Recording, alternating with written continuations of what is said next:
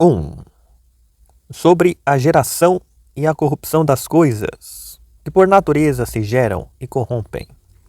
Há que distinguir de modo uniforme para todos as respectivas causas e definições, assim como sobre o aumento e a alteração, o que é cada um, e se é de supor que a natureza da alteração e da geração é a mesma ou é diferente, acompanhando a diferença dos homens.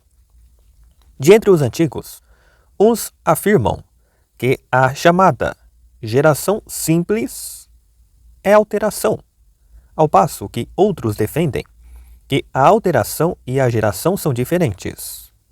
Com efeito, os que afirmam que o universo é algo uno, entendendo que todas as coisas se geram a partir de uma, são obrigados a declarar que a geração é alteração e que o que é gerado é, em sentido próprio, alterado.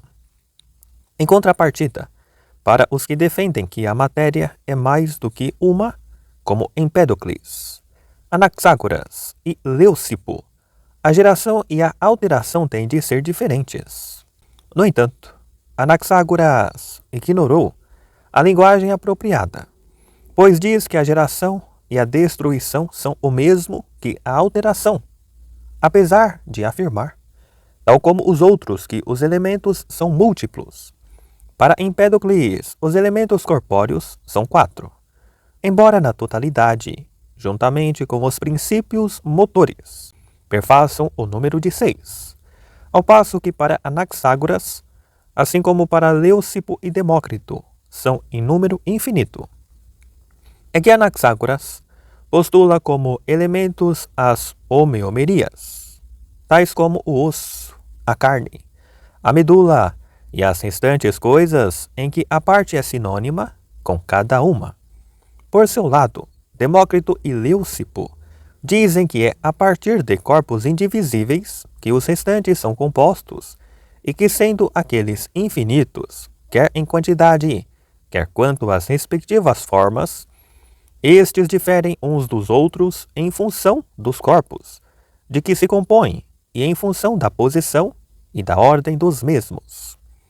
Os seguidores de Anaxágoras parecem defender posições contrárias às dos seguidores de Empédocles. Este último afirma, com efeito, que o fogo, a água, o ar e a terra são os 4 elementos e que são simples, mais do que a carne, os ossos e quaisquer dos homeômeros, ao passo que os seguidores de Anaxágoras dizem que estes últimos é que são os elementos simples, enquanto a terra, o fogo, a água e o ar são compostos, contendo todas as sementes daqueles. Deste modo, aqueles que constroem todas as coisas a partir de uma única são obrigados a afirmar que a geração e a corrupção são alteração, pois o substrato permanece sempre como sendo um e o mesmo, dizendo-nos que se altera. Para aqueles que, ao invés, concebem uma pluralidade de gêneros, a alteração difere da geração, pois a geração e a corrupção resultam da sua junção e separação. Por isso diz Empédocles, neste sentido, que de nenhuma coisa há nascimento, mas somente mistura e separação de coisas misturadas. É, pois, evidente que nestes termos, o discurso destes pensadores é adequado à hipótese que assumem, e que é neste sentido que o formulam. No entanto, também eles são obrigados a reconhecer que a alteração é diferente da geração, embora tal seja impossível de conciliar com as suas afirmações. É fácil compreender que o que afirmamos é correto, do mesmo modo que podemos observar a mudança de grandeza, chamada aumento ou diminuição, de uma substância que em si mesma permanece em repouso. Assim também, podemos observar a alteração. No entanto, partindo do que defendem aqueles que postulam mais do que um princípio, a alteração é impossível, pois as afeições de que dizemos resultar a alteração são diferenças dos elementos. Por exemplo, quente e frio, branco, negro, seco, úmido, macio, duro, e todas as outras, como Empédocles também refere. O sol por toda a parte brilhante, a vista é quente, e a chuva sobre todas as coisas, escura e fria, distinguindo de modo semelhante as restantes afeições. Assim sendo, se não é possível que a água se gere a partir do fogo, nem a terra a partir da água, tampouco será possível gerar-se o negro a partir do branco, ou o duro a partir do macio, aplicando-se o mesmo raciocínio aos restantes casos. No entanto, é nisto que a alteração consiste. Claramente resulta que temos sempre de supor uma matéria única em relação aos contrários, quer a mudança seja relativa ao lugar, quer seja relativa ao aumento e à diminuição, quer seja relativa à alteração. Para mais, é tão necessário que isto seja assim, como que haja alteração, pois se houver alteração, o substrato será um elemento único, ou seja, haverá uma matéria única para todas as coisas que admitem mudança recíproca. E do mesmo modo, se o substrato for único, existirá alteração. Empédocles parece, portanto, entrar em contradição tanto com os fatos como consigo próprio. Nega, por um lado, que algum dos elementos se gere a partir de outro, afirmando em contrapartida que todas as coisas se geram a partir deles, ao mesmo tempo que, por outro lado, depois de conduzir a unidade à totalidade da natureza, com exceção da discórdia, defende que todas as coisas se geram outra vez a partir da unidade. Deste modo, é claramente a partir de uma certa coisa única e separando-se devido a certas diferenças e afeições. Uma coisa se torna água e outra fogo, tal como entende ao dizer que o sol é brilhante e quente e a terra pesada e dura. Suprimindo estas diferenças, pois são suprimíveis, uma vez que são geradas, torna-se evidentemente necessário que a terra se gere a partir da água e a água a partir da terra, o mesmo ocorrendo com cada um dos restantes elementos, e isto não apenas outrora, mas ainda agora, na medida em que mudam nas suas afeições. Nos seus termos, estes elementos possuem a capacidade de se juntar e novamente se separar, sobretudo porque a discórdia e a amizade ainda estão em luta, uma com a outra. Eis porque eles foram outrora gerados a partir do uno, pois certamente o fogo, a terra e a água não existiam quando o universo era uno. É pouco claro se lhe deve atribuir como princípio o uno ou o múltiplo, quer dizer, o fogo, a terra e seus congêneres, na medida em que subjaz como matéria, a partir da qual, por mudança causada pelo movimento, se geram a terra e o fogo. O uno é um elemento. Em contrapartida, na medida em que o uno é gerado, a partir da composição resultante da união daqueles, os quais provêm, por sua vez, da sua separação. Estes são mais elementares e anteriores em natureza. 2. Falemos, pois, de um modo geral, sobre a geração e a corrupção simples, se existem ou não, e como ocorrem, e também sobre os outros movimentos, como o aumento e a alteração. Platão examinou a geração e a corrupção apenas na medida em que ocorrem nas coisas, e não considerou a geração na sua totalidade, mas somente a dos elementos. Nada disse sobre o modo como se geram as carnes, os ossos ou outras coisas semelhantes, nem tampouco sobre o modo como a alteração e o aumento ocorrem nas coisas. Em geral, ninguém se debruçou sobre nenhum destes assuntos, a não ser de modo superficial, com exceção de Demócrito. Este, porém, parece ter refletido sobre todos eles, distinguindo-se desde logo pelo modo como o fez. Pois, como dizemos, não só ninguém disse nada definido sobre o aumento que não pudesse ser dito por qualquer pessoa ao acaso, nomeadamente que as coisas aumentam por adição do semelhante ao semelhante. Nada dizendo, porém, sobre o modo como tal ocorre. Como ninguém explicou a mistura, nem, por assim dizer, nenhum dos restantes problemas. Por exemplo, de que modo, no caso da ação e da paixão, uma coisa exerce a ação e outra padece as ações naturais.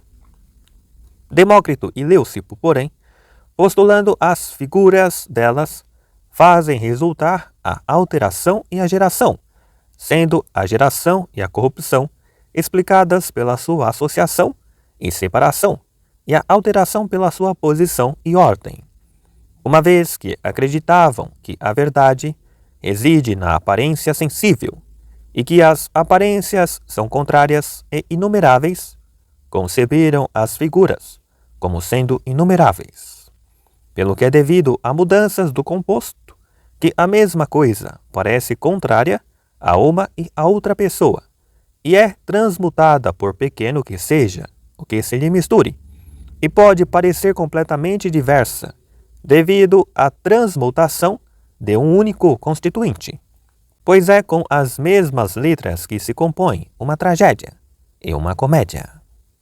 Todavia, uma vez que a quase todos parece que a geração e a alteração são diferentes, e que as coisas se geram e corrompem por associação e separação, e se alteram por transmutação das suas afeições, teremos de nos deter a considerar estas questões, pois elas encerram dificuldades simultaneamente numerosas e razoáveis.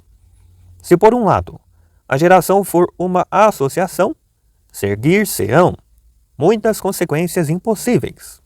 Em contrapartida, há outros argumentos constringentes e de difícil refutação, segundo os quais a geração não pode ser outra coisa. Se por outro lado a geração não for uma associação, ou a geração não será em absoluto outra coisa que alteração, ou também teremos de tentar resolver esta questão, por difícil que seja.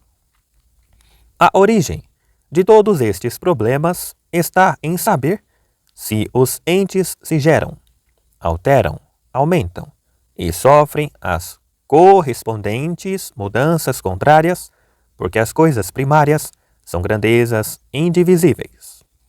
Ou se, pelo contrário, não há nenhuma grandeza indivisível. Esta questão possui a máxima importância.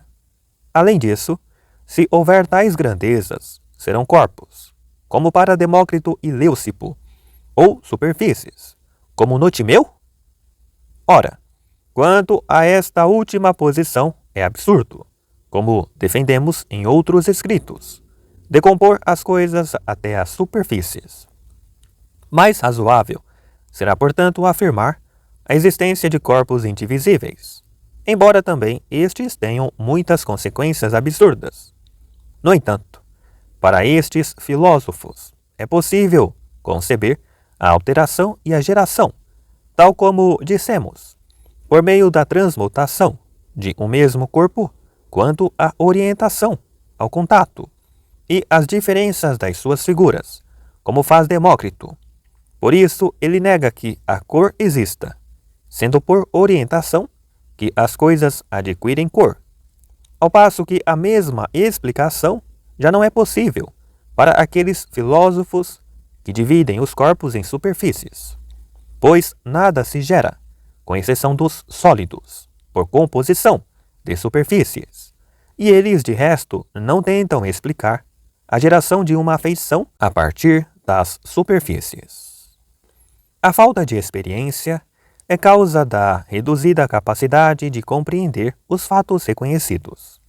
Por este motivo, Aqueles que estão mais familiarizados com os fenômenos naturais têm uma maior capacidade de estabelecer os princípios que permitem abranger a maior quantidade de fenômenos. Em contrapartida, aqueles cujo excesso de argumentos desviou da observação dos fatos, poucos fenômenos consideram, mas com demasiada facilidade discordam sobre os mesmos. A partir disto, também se pode verificar quão diferentes são aqueles que investigam de um modo físico daqueles que investigam de um modo lógico.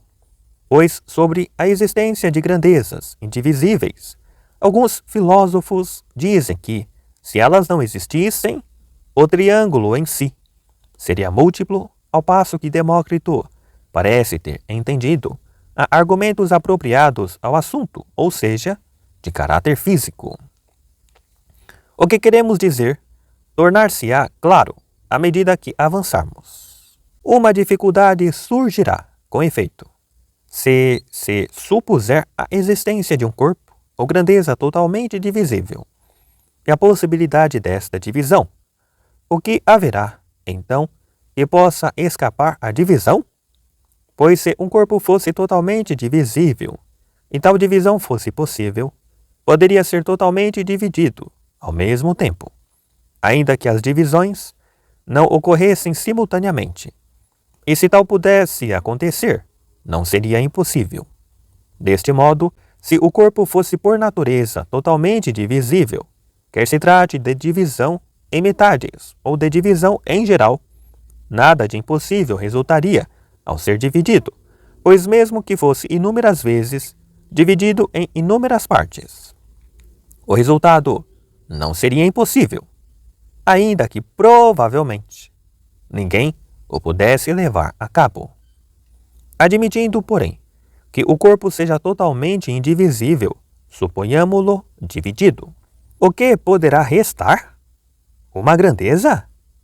Tal não será possível, pois haverá algo que não teria sido dividido, e admitimos que o corpo era totalmente divisível.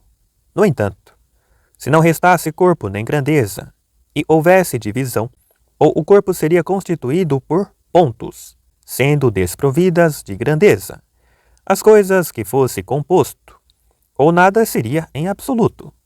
Pelo que neste caso, o corpo de nada seria proveniente, e de nada seria composto, e o seu topo nada mais seria do que aparência. De igual modo, se o corpo fosse constituído por pontos, não teria quantidade, pois, quando os pontos estivessem em contato, e se formasse uma grandeza única, mantendo-se eles juntos, o todo não se tornaria maior. Com efeito, se fosse dividido em duas ou mais partes, o todo não se tornaria menor, nem maior do que antes. Em consequência, mesmo que todos os pontos se juntassem, não formariam nenhuma grandeza. Em contrapartida, se a divisão do corpo originasse algo semelhante à serradura, e da grandeza assim resultasse alguma coisa corpórea, valeria o mesmo argumento, pois em que sentido seria esta última divisível? Se, porém, não resultasse uma coisa corpórea, mas alguma forma separável ou uma afeição, e a grandeza fosse constituída por pontos ou contatos que possuíssem tal afeição, seria absurdo que uma grandeza fosse constituída por coisas que não são grandezas. Além disso, onde estariam os pontos? E seriam imóveis ou estariam em movimento? O contato ocorre sempre entre duas coisas, pelo que há sempre alguma coisa além do contato, da divisão ou do ponto. Por conseguinte, se supuser que qualquer corpo, qualquer que seja o seu tamanho, é totalmente divisível, serão estas as consequências. Além disso, se eu reconstituir um pedaço de madeira ou algum outro corpo que tenha dividido, ele voltará a ser igual e uno. Será claramente assim, qualquer que seja o ponto em que eu corte o pedaço de madeira. Este é, portanto, totalmente divisível em potência. O que há na madeira então, além da divisão? Se houver alguma afeição, como poderá o pedaço de madeira decompor-se em afeições e gerar-se a partir delas? Ou como podem elas estar separadas? Em consequência, se é impossível que as grandezas sejam constituídas por contatos ou por pontos, terão necessariamente de existir corpos e grandezas indivisíveis. No entanto, também aqueles que defendem esta posição incorrem em consequências não menos impossíveis, as quais foram examinadas em outros escritos. Mas há que tentar resolver estes problemas, pelo que temos de retomar novamente a dificuldade a partir do princípio. Por um lado, não é absurdo que todo o corpo sensível seja divisível em qualquer ponto e indivisível, pois a primeira qualidade pertence-lhe em potência e a segunda em ato. Por outro lado, parecerá impossível que em potência um corpo seja divisível na totalidade simultaneamente. Se fosse possível, a divisão poderia ocorrer, não com a consequência de o corpo ser em ato indivisível e dividido, as duas coisas simultaneamente, mas com a de ser dividido em qualquer ponto. Então, nada restaria, e o corpo corromper-se-ia naquilo que é incorpóreo. Assim como em sentido inverso, poderia gerar-se a partir de pontos, ou, em geral, a partir de nada. Mas como seria isso possível? É seguramente claro, no entanto, que o corpo é divisível em grandezas separáveis e cada vez menores, ou seja, em partes isoladas e separadas. Assim sendo, num processo de divisão em partes, o fracionamento não poderá prosseguir até ao infinito. Nem o corpo poderá ser dividido em todos os pontos simultaneamente, pois tal não é possível, mas somente até um determinado limite. Em consequência, é necessário que no corpo existam grandezas indivisíveis, que não são visíveis, sobretudo se a geração e a corrupção ocorrem por associação e por separação, respectivamente. Este é, pois, o argumento que parece tornar necessária a existência de grandezas indivisíveis. Mostraremos, porém, que esconde um paralogismo, e onde o esconde. Dado que um ponto não é contíguo a outro ponto, as grandezas são totalmente divisíveis em certo sentido, mas não em outro. Quando admitimos que uma grandeza é totalmente divisível, supomos que nela haja um ponto tanto em qualquer parte como em toda parte, pelo que necessariamente se seguirá que a grandeza pode ser dividida até nada resultar, pois nela existe um ponto em toda a parte, de modo que é constituída por contatos ou por pontos. Mas uma grandeza é totalmente divisível apenas no sentido em que haja um ponto em qualquer lugar e todos os pontos estejam em cada lugar, como está cada um em particular. No entanto, não há mais do que um ponto em cada lugar, pois os pontos não são consecutivos, pelo que a grandeza não pode ser totalmente divisível, pois se fosse divisível pelo meio, também o seria pelo ponto contíguo ao meio, mas não é, porque uma marca não é contígua a outra marca, nem um ponto a outro ponto. E isto quer se trate de divisão, quer se trate composição. Em consequência, há associação e separação, mas não a partir de grandezas indivisíveis, ou nelas resultando, pois muitas seriam as consequências impossíveis, nem de modo a que a divisão seja total, o que seria possível somente se um ponto fosse contíguo a outro ponto.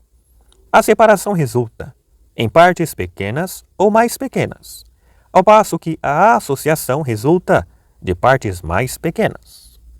No entanto, a geração simples e completa não se define, como alguns afirmam, pela associação e pela separação, nem a alteração é uma mudança no que é contínuo. Pelo contrário, É nisto que todas as doutrinas erram, pois a geração e a corrupção simples não ocorrem por associação e separação, mas quando uma coisa se transforma por inteiro em outra. Eles pensam que toda a mudança, assim ocorrida, é uma alteração, mas há uma diferença. Com efeito, no substrato há uma coisa que corresponde à definição e outra que corresponde à matéria. Assim, quando a mudança ocorre nestas coisas, haverá geração ou corrupção, mas quando ocorre nas afeições e é acidental, haverá alteração. Em resultado da separação e da associação, as coisas tornam-se facilmente corruptíveis, pois quanto mais pequenas forem as gotas em que a água se divida, mais depressa se tornam ar. Ao passo que, se as gotas se associarem, mais lentamente se tornam ar. Isto tornar-se-á mais claro em posterior tratamento.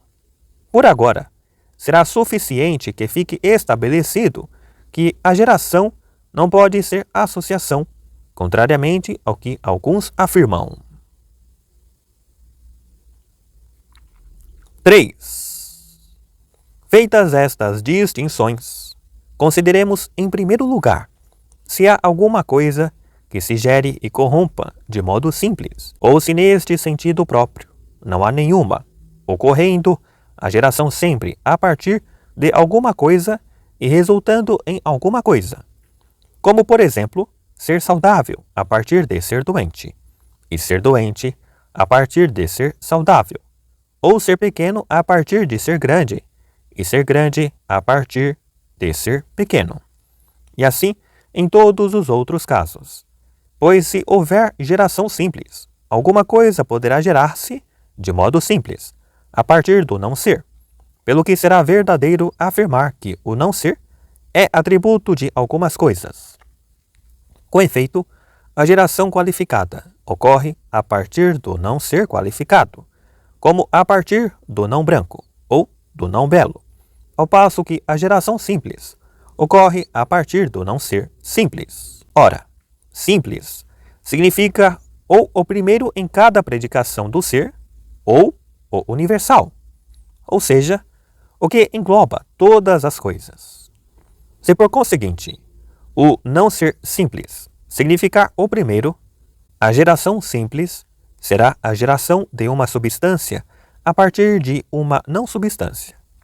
Mas aquilo que não é uma substância nem um ente determinado, claramente não pode ser predicado, segundo nenhuma das outras categorias, como a qualidade, a quantidade ou o lugar, pois nesse caso as afeições existiriam separadas das substâncias. Em contrapartida, se o não ser simples significar o não ser em geral, tal será a negação universal de todas as coisas, pelo que o que se gera será necessariamente gerado a partir do nada. As dificuldades relativas a estes assuntos foram expostas e mais amplamente discutidas em outro lugar. Mas, de forma resumida, devemos também aqui referir que, em certo sentido, a geração ocorre a partir do não ser simples, mas, em outro sentido, ocorre sempre a partir do que é. Com efeito, o que é em potência, mas não é em ato, tem de pré-existir, sendo dito das duas maneiras. Apesar destas distinções, temos de regressar novamente a uma questão que encerra uma dificuldade extraordinária, designadamente a saber, como é possível a geração simples, quer ocorra a partir do que é em potência, quer ocorra de algum outro modo. Com efeito, poderá suscitar dificuldade o fato de a geração ser geração da substância, ou seja, de um ente determinado, mas não da determinação pela qualidade, pela quantidade ou pelo lugar. E do mesmo modo em relação à corrupção, pois se alguma coisa se gera, é evidente que haverá, não em ato, mas em potência, uma substância a partir da qual a geração ocorre e na qual necessariamente se transforma aquilo que se corrompe. Mas pertencer-lhe-á em ato algum predicado, segundo as outras categorias? Por outras palavras, aquilo que somente em potência é um ente determinado e existe, e que em sentido simples não é um ente determinado nem existe, possuirá quantidade, qualidade ou lugar, por exemplo? Pois se não possuir nenhum predicado em ato, mas os possuir todos em potência, resultará que o que não é, entendido desta maneira, tenha existência separada, e além disso, aquilo que sempre causou o maior receio e preocupação aos que primeiro filosofaram, designadamente que a geração ocorra a partir de nada pré-existente. Mas se por outro lado, apesar de não ser um ente determinado ou uma substância, possuir algum predicado, segundo as outras categorias referidas, as afeições serão, tal como dissemos, separadas das substâncias. Devemos, portanto, discutir estes problemas na medida do possível e adquirir qual a causa da perenidade da geração, tanto da geração simples como da parcial. Havendo uma causa, que dizemos ser o princípio do qual provém o movimento, e outra que dizemos ser a matéria, consideremos esta última causa. Sobre a primeira, foi anteriormente dito, nos escritos sobre o movimento, que há aquilo que está imóvel durante todo o tempo, e aquilo que se move sempre.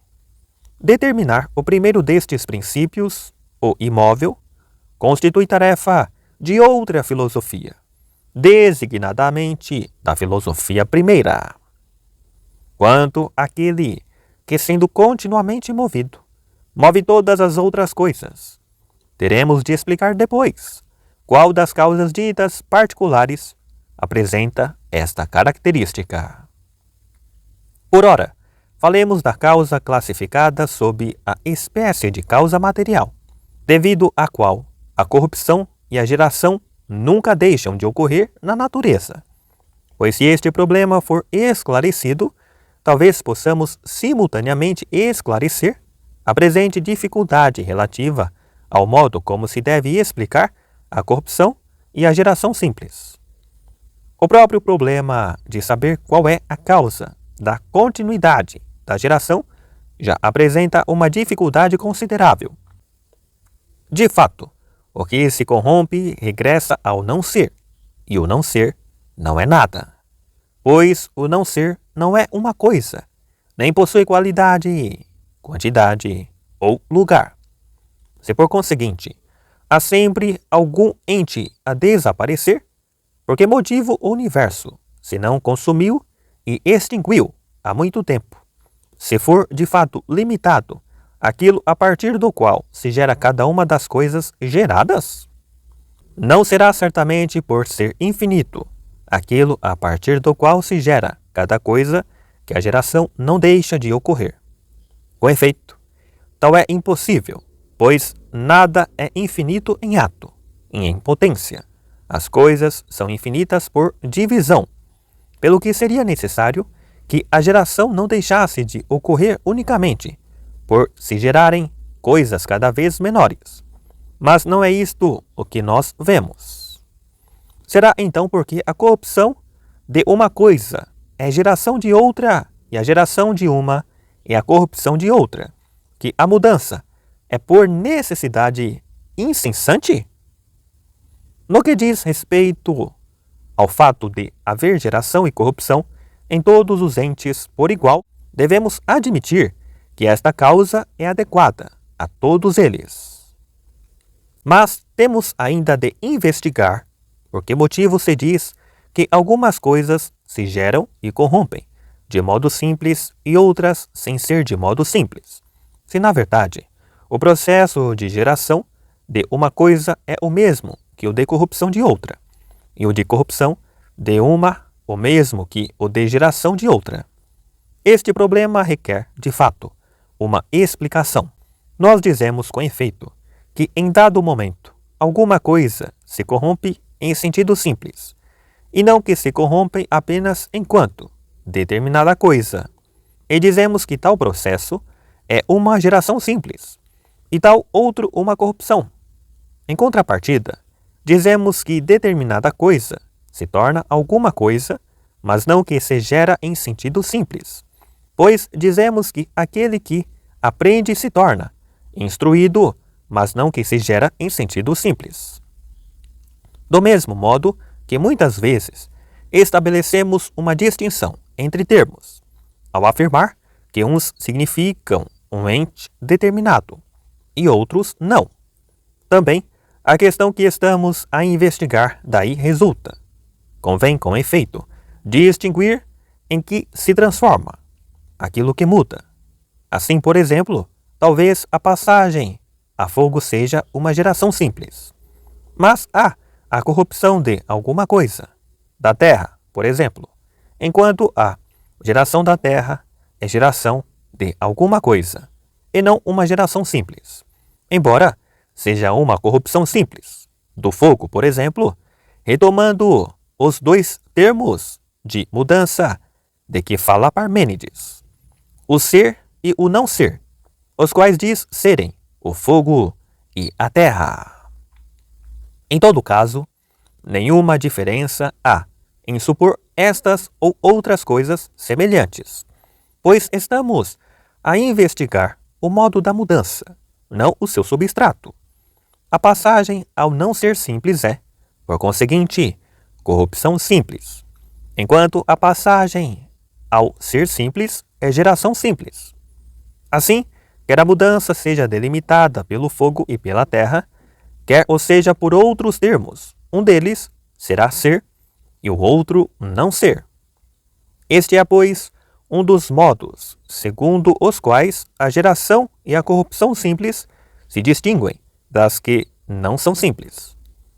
Um outro modo será segundo a qualidade da matéria, daquilo que muda, pois a matéria cujas diferenças mais significarem um ente determinado será mais uma substância, ao passo que aquela cujas diferenças mais significarem uma privação será mais não ser.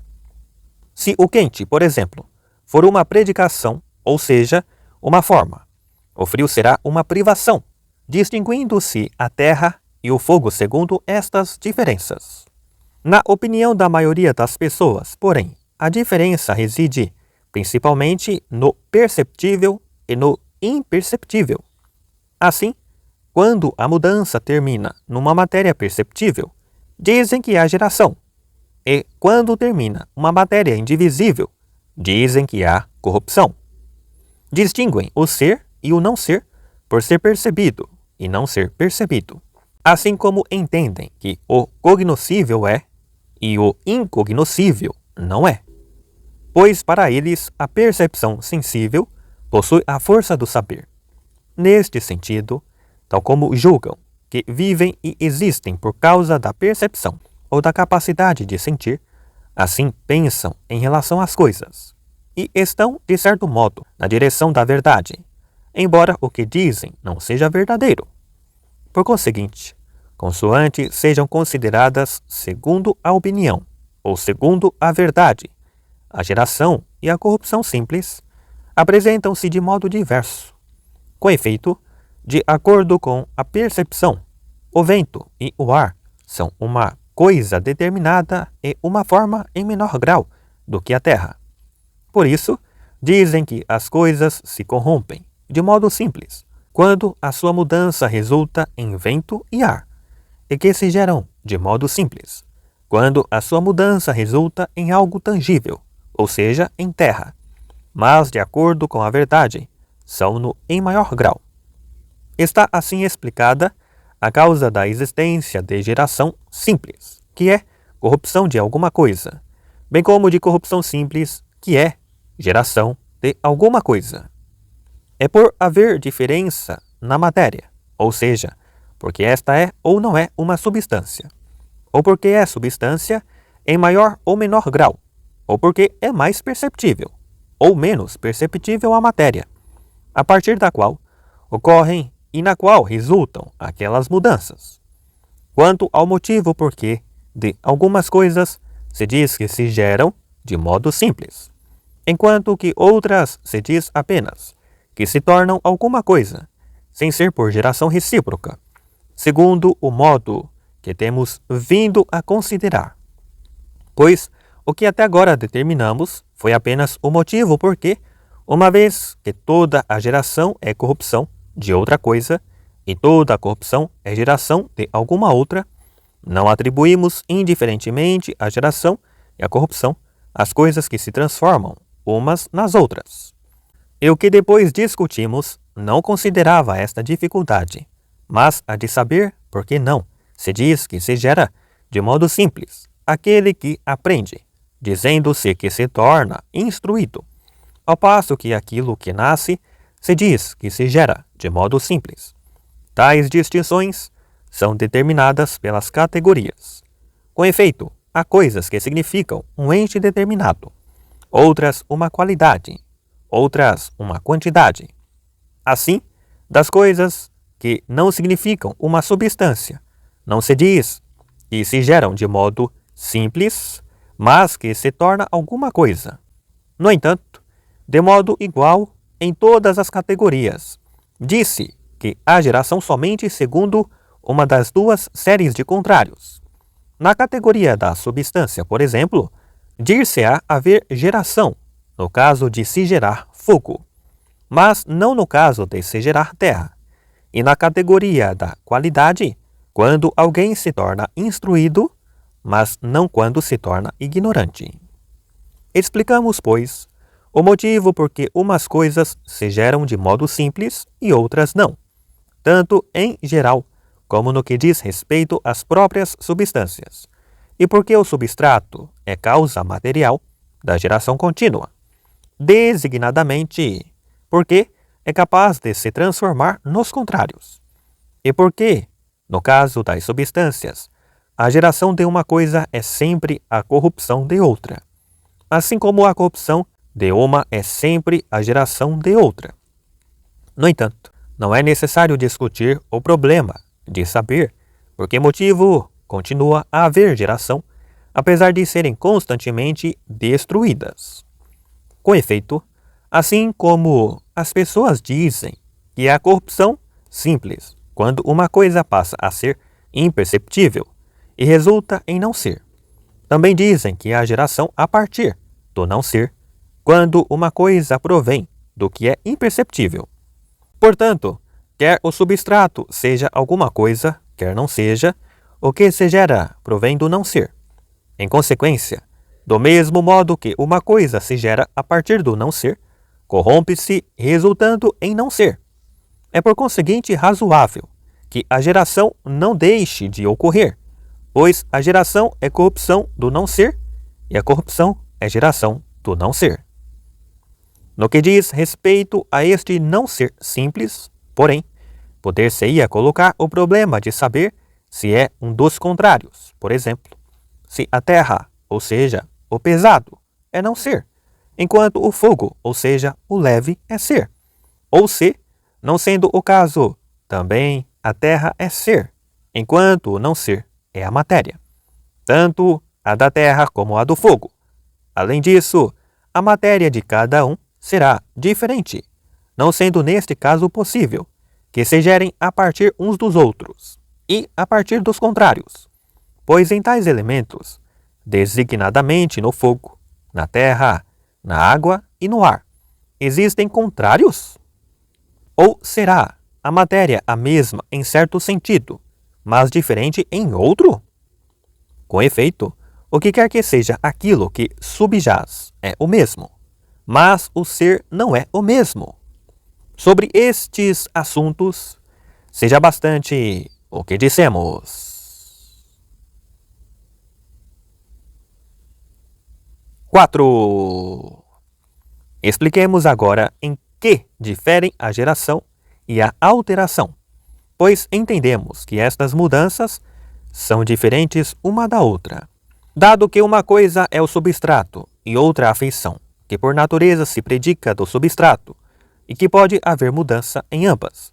Há alteração quando o substrato, subsistindo e permanecendo perceptível, muda nas suas afeições, sejam estas contrários ou um intermédio, tal como o corpo que está saudável e permanecendo o mesmo corpo fica doente, ou o bronze que agora é esférico e em outro momento é angular, sendo o mesmo bronze.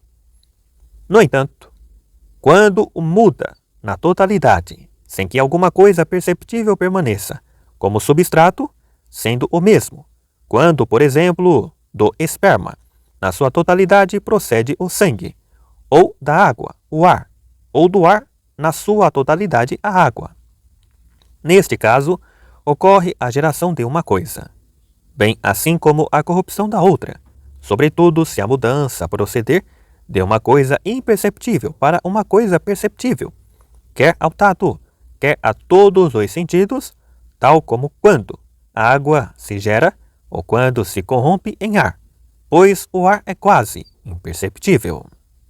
Nestes casos, porém, se uma afeição pertencente a um par de contrários permanecer na coisa que se gerou, sendo idêntica ao que era naquela que se corrompeu, quando, por exemplo, se gera água a partir do ar, se as duas coisas forem diáfanas ou frias, aquela que resulta da mudança não deve ser uma afeição desta que permanece.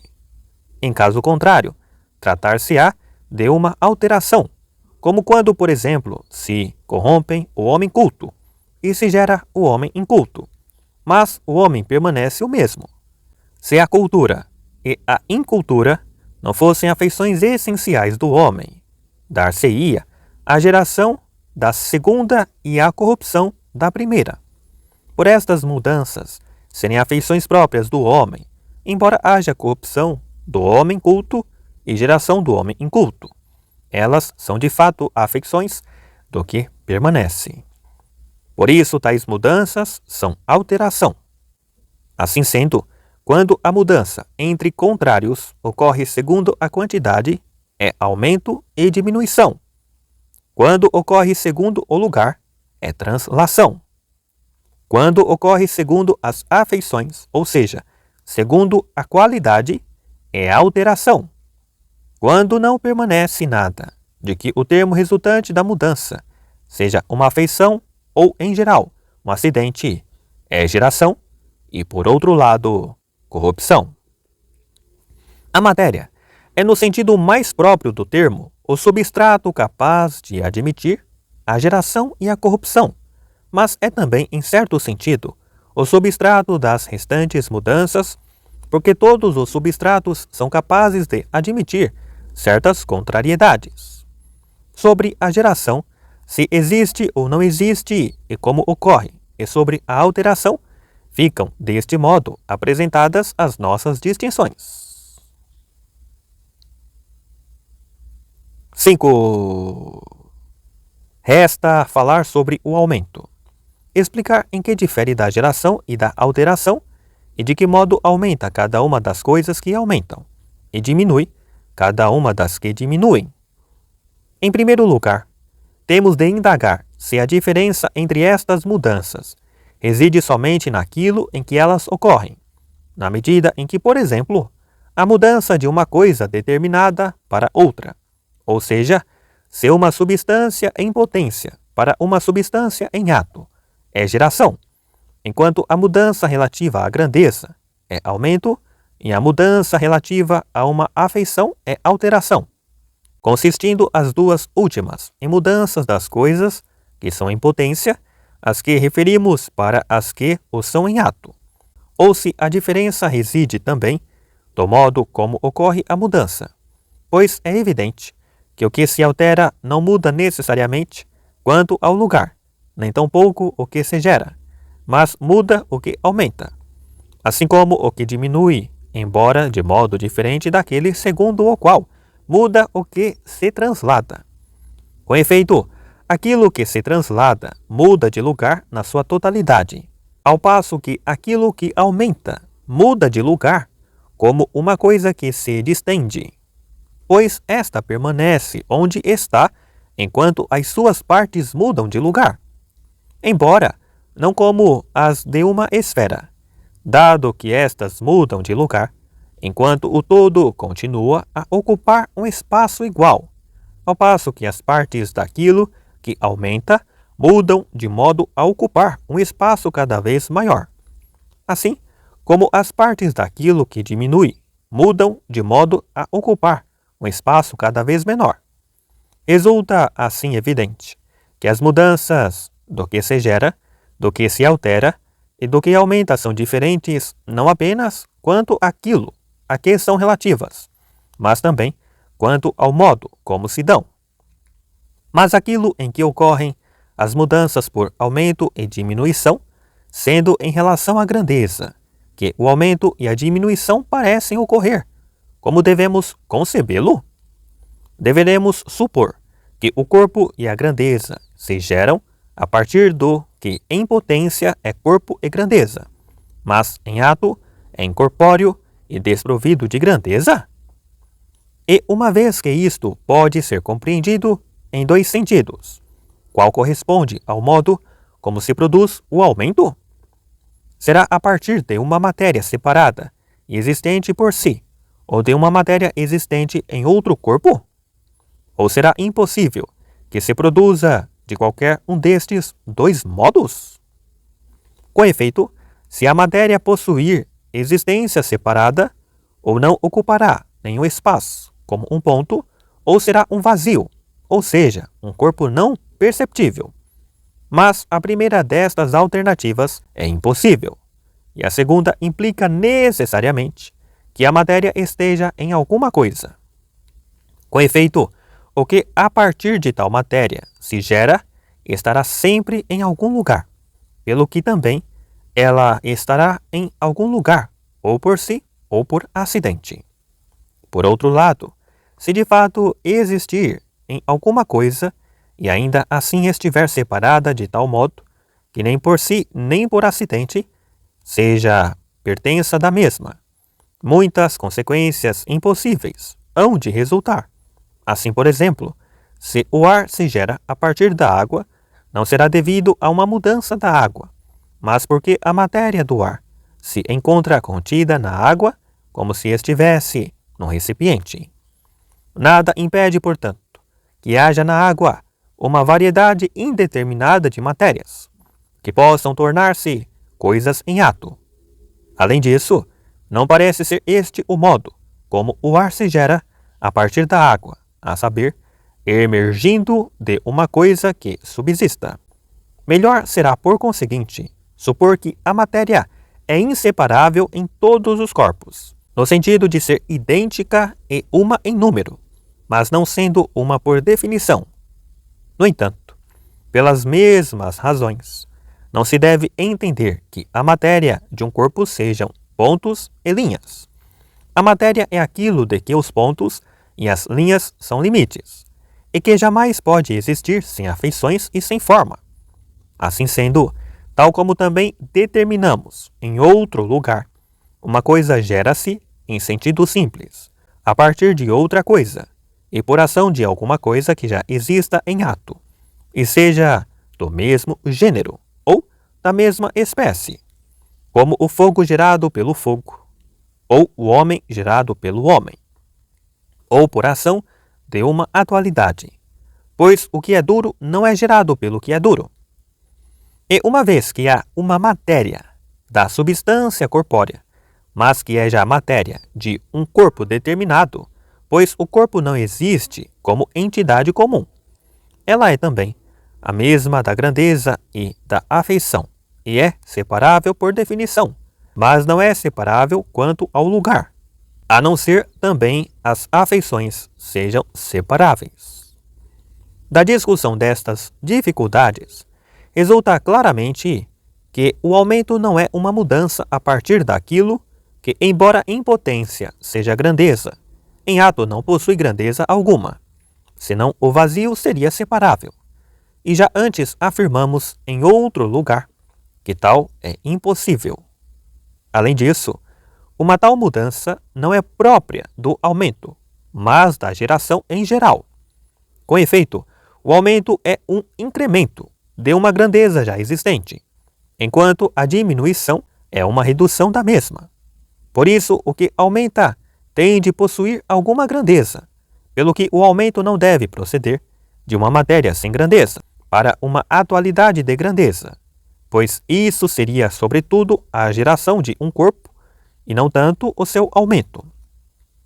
Procuremos, então, como se retomássemos a investigação a partir do início, a apreender com maior precisão qual a natureza do aumento e da diminuição cujas causas investigamos.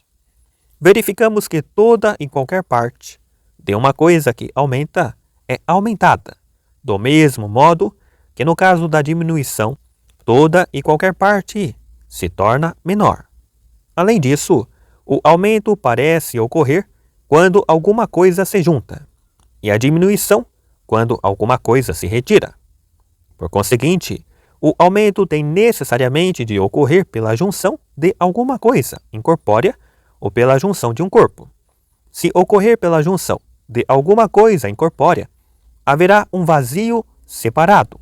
Mas, como antes dissemos, é impossível que a matéria da grandeza seja separável. Se, por outro lado, ocorrer pela junção de um corpo, haverá dois corpos no mesmo lugar, o que aumenta e o que provocou o aumento, mas também isto é impossível. No entanto, também não é possível afirmar que o aumento e a diminuição ocorrem do modo como, por exemplo, o ar provém da água. Ainda que neste caso o volume se torne maior, tal não será um aumento, mas uma geração daquilo em que a mudança termina, e uma corrupção do seu contrário. Não há aumento de nenhum dos dois, pois ou nada aumenta, ou aumenta alguma coisa comum a ambos, se existir, pertencente tanto ao que se gera, como ao que se corrompe, como por suposição o corpo. Não tendo aumentado a água nem o ar, mas tendo se destruído a primeira e gerado o segundo, terá sido o corpo o que supostamente aumentou. No entanto, também tal é impossível. Com efeito, as características do que aumenta e do que diminui têm de ser preservadas na sua definição. Estas características são três. A primeira é o fato de toda e qualquer parte de uma grandeza que aumente se tornar maior, como as partes da carne, se de carne se tratar. A segunda é o fato de o aumento ocorrer por junção de alguma coisa. A terceira é o fato de aquilo que aumenta ser preservado e subsistir, pois nos casos de geração ou corrupção simples, a coisa não subsiste, ao passo que nos casos de alteração e de aumento ou diminuição, aquilo que aumenta ou se altera permanece sendo o mesmo, embora a afeição, no caso da alteração, e a grandeza no caso do aumento e da diminuição, não permaneça a mesma. Se, por conseguinte, o processo que referimos fosse aumento, seria possível haver aumento sem que nada fosse adicionado e sem que nada subsistisse, e haver diminuição sem que nada fosse retirado, e não subsistir aquilo que aumenta. Mas isto tem de ser preservado, pois supusemos que o aumento possuía tal característica. Poder-se-ia também colocar a questão de saber o que é aquilo que aumenta, designadamente se será aquilo a que alguma coisa se junta. No caso de, por exemplo, crescer uma perna, será esta que se torna maior e não aquilo por meio do qual ela cresce, designadamente o alimento? Por que motivo, então, não aumentam ambos? Com efeito, torna-se maior tanto aquilo que aumenta como aquilo por meio do qual aumenta, como quando se mistura vinho com água, pois cada um se torna, de modo semelhante, mais volumoso. Será porque permanece a substância de um, mas não a do outro, como no caso do alimento? De fato, mesmo no caso do vinho e da água, disse que aumenta aquilo que predomina na mistura, designadamente que o vinho aumenta, pois a mistura composta produz o efeito do vinho e não o da água.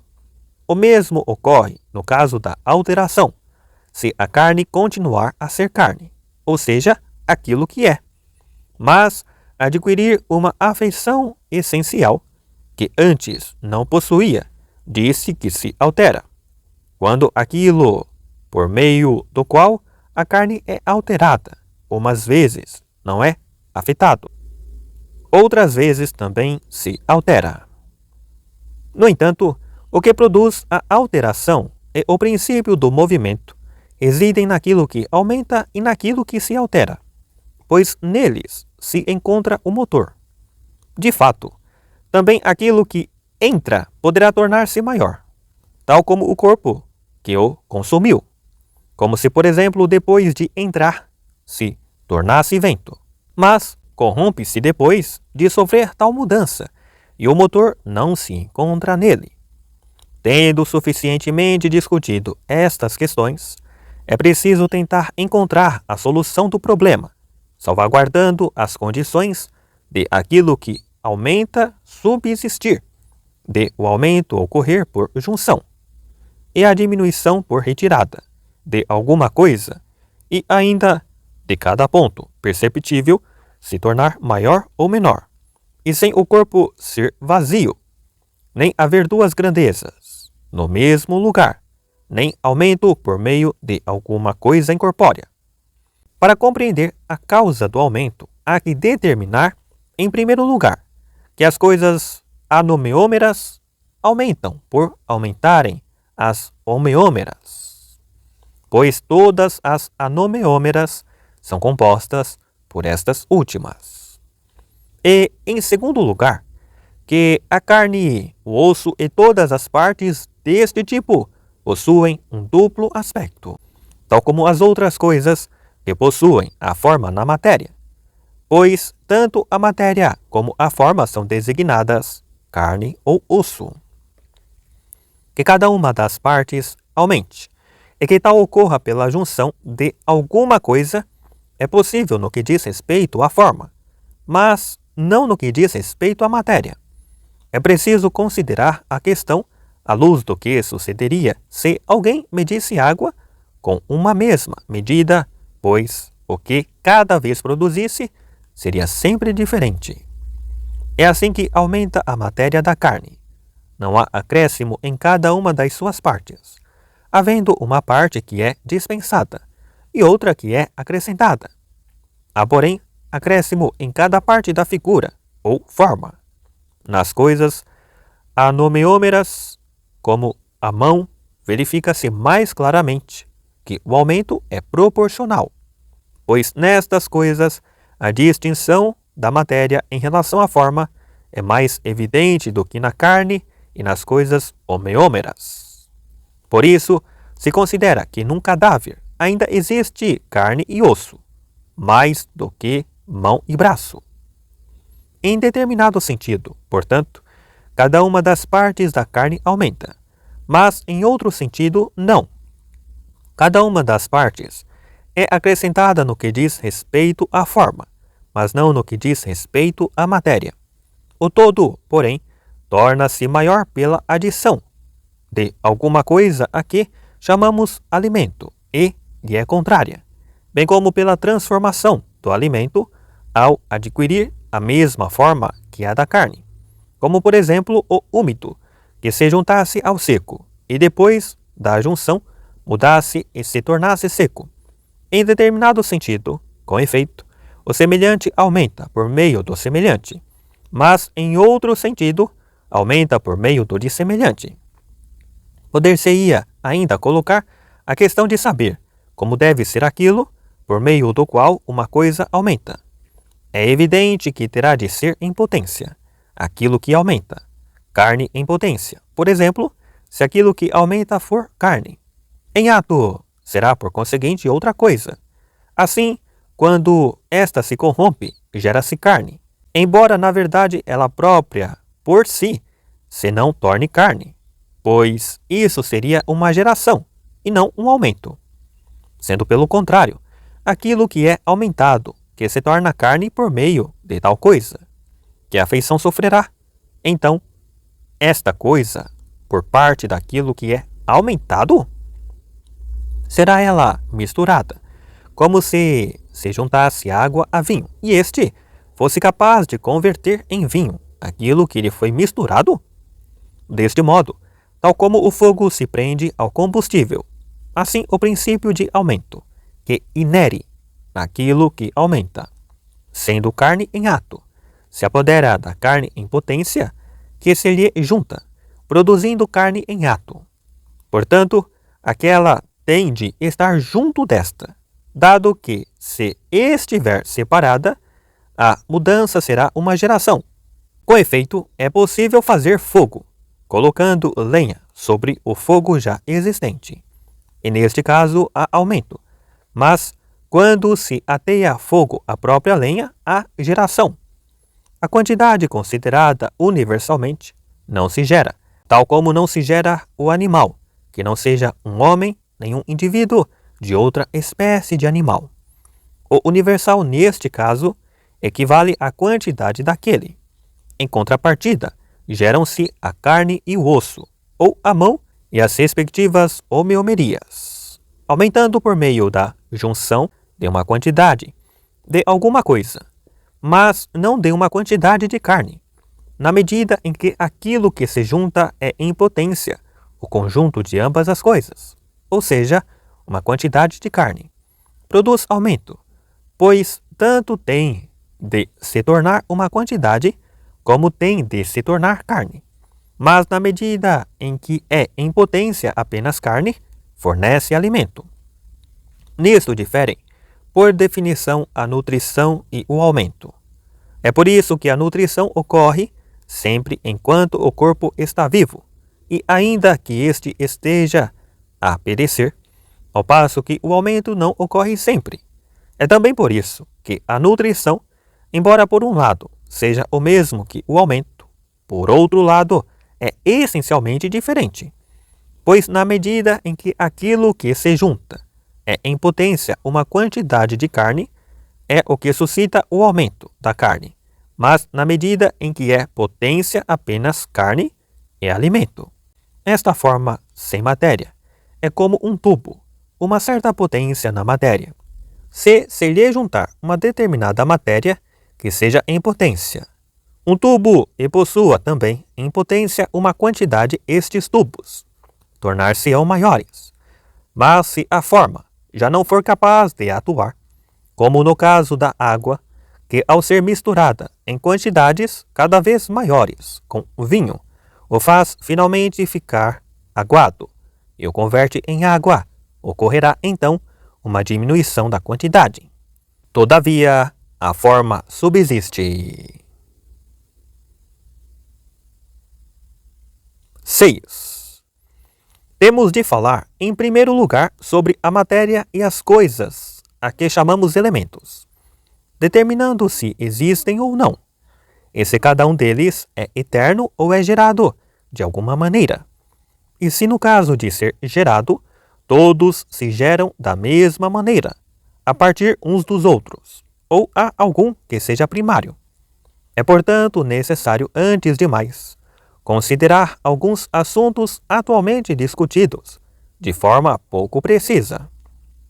Com efeito, todos aqueles que defendem a geração dos elementos, assim como aqueles que defendem a geração dos corpos compostos por elementos, recorrem à dissociação e à associação, e também à ação e à paixão. Ora, a associação é uma mistura, mas o sentido em que dizemos que a mistura ocorre não se encontra claramente definido. Por outro lado, não pode haver alteração, tal como não pode haver separação nem associação, se não houver agente e paciente. De fato, aqueles que defendem uma pluralidade de elementos fazem derivar a geração da ação e da paixão de uns sobre os outros, enquanto aqueles que defendem que tudo provém de um único elemento são obrigados a admitir a ação. Neste sentido, Diógenes afirma corretamente que se as coisas não fossem todas provenientes de uma, não poderia haver ação e paixão recíprocas. Uma coisa quente, por exemplo, não poderia tornar-se fria, e esta, por sua vez, não poderia tornar-se quente. Pois não são o quente e o frio que se transformam um no outro. O que muda é, evidentemente, o substrato. Pelo que é necessário que nas coisas em que há ação e paixão, a natureza subjacente seja uma única. Contudo, a afirmação desta condição não é verdadeira em relação a todas as coisas, mas somente em relação àquelas em que há ação e paixão recíprocas. Entretanto, na medida em que temos de investigar a ação, a paixão e a mistura, é necessário considerar igualmente o contato, pois não podem exercer ação a ser afetadas. Em sentido próprio, as coisas que não sejam suscetíveis de contato recíproco, nem é possível que se misturem sem antes terem alguma forma de contato. Em consequência, temos de definir o que são estas três coisas: o contato, a mistura e a ação. Partamos do seguinte princípio: é necessário que todos os entes que admitem mistura sejam suscetíveis de contato recíproco, e que o mesmo se verifique no caso daqueles em que um atua e o outro padece, no sentido próprio dos termos. Por isso devemos referir-nos, em primeiro lugar, ao contato. É provável que, tal como todos os restantes nomes, possuem vários sentidos, uns por homonímia, outros por derivação de sentidos diferentes e anteriores. Assim seja também o caso do contato. No entanto, o contato é em sentido próprio, atribuído às coisas que possuem posição, e esta, por sua vez, às coisas que também possuem um lugar, de modo que, se também aos entes matemáticos for atribuído o contato, igualmente terá de lhes ser atribuído o lugar, quer possuam existência separada, quer possuam outro modo de existência. Portanto, se admitirmos que estar em contato é, como foi definido anteriormente, ter as extremidades juntas, poderão estar em contato recíproco as coisas que, sendo grandezas definidas e possuindo uma posição, tenham juntas as suas extremidades. Todavia, dado que as coisas que possuem posição são aquelas que também possuem um lugar, e que a primeira diferença de lugar ocorre entre em cima e embaixo, e outros opostos deste tipo, todas as coisas que estão em contato recíproco possuirão peso e leveza, dispondo de ambas as qualidades ou de apenas uma delas. Ora, estas coisas são suscetíveis de ação e de paixão. Em consequência, é evidente que as coisas por natureza aptas a estar em contato recíproco são as grandezas separadas, que têm as extremidades juntas, e são capazes de se moverem umas às outras e de serem movidas umas pelas outras. No entanto, dado que o modo como o motor move aquilo que é movido não é o mesmo em todos os casos, havendo um motor que move, tendo necessariamente dele próprio ser movido, e outro que move, sendo ele próprio imóvel, claramente se verifica que a mesma distinção poderá ser feita a respeito daquilo que exerce a ação, pois disse que, em determinado sentido, o motor exerce uma ação, assim como se diz que aquilo que exerce uma ação move. Apesar disso, são coisas diferentes, e é preciso distingui-las. Com efeito, não é possível que todo o motor exerça a ação se opusermos aquilo que exerce a ação àquilo que é afetado, e este último se referir às coisas cujo movimento é uma afeição, sendo uma afeição algo segundo o qual as coisas apenas se alteram, como o branco e o quente. Pelo contrário, mover é um termo de maior extensão do que atuar. O que resulta claro, portanto, é que, em determinado sentido, as coisas capazes de mover poderão estar em contato com as coisas capazes de ser movidas, e em outro sentido, tal não se verifica. Mas a definição de contato em geral refere-se a coisa que possuem posição em que uma é suscetível de ser movida e a outra é capaz de mover, enquanto a definição de contato recíproco se refere a coisas em que uma é suscetível de ser movida e a outra é capaz de mover, e nas quais se verifica a existência de paixão e ação, respectivamente. É certo que, na maioria dos casos, aquilo que toca outra coisa é tocado por esta última. Com efeito, quase todas as coisas que nos rodeiam movem, sendo movidas. E neste caso, é necessário, assim como é evidente, que aquilo que toca outra coisa seja tocado por esta última. Mas é possível que, como por vezes dizemos, apenas o motor toque o movido, e neste caso aquilo que toca outra coisa não é tocado por esta última. Contudo, em virtude de os motores do mesmo gênero que as coisas movidas moverem sendo eles próprios movidos, parece necessário que sejam tocados por aquilo que tocam. Em consequência, se alguma coisa move, sendo imóvel, poderá tocar o movido sem que este o toque. Neste sentido, por vezes, dizemos que o que nos aflige nos toca, mas não que nós próprios o tocamos.